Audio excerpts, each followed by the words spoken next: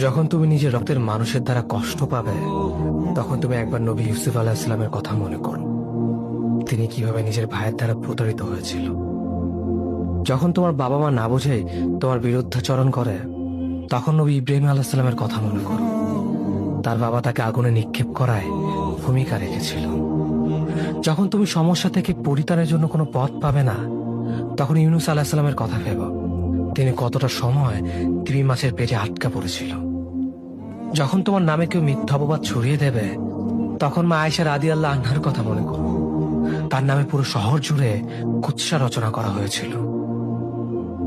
যখন তুমি অসুস্থ ব্যথার যন্ত্রণায় কাতরাতে থাকো, তখন নবী আইয়ুব আলাইহিস সালামের কথা ভেবো।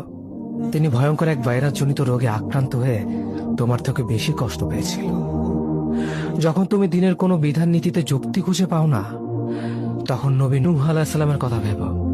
তিনি কোনো প্রশ্ন ছাড়াই মরুভূমিতে নৌকা তৈরি করেছিল।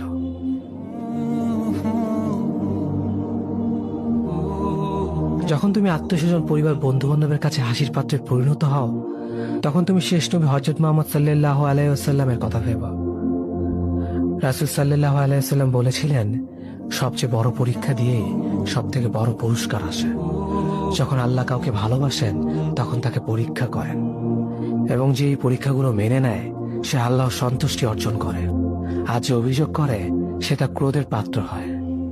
হে আল্লাহ, তোমার কথা মনে করা, তোমার প্রতি কৃতজ্ঞ হওয়ার এবং তোমার ইবাদত করার তৌফিক আমাদের দান করো।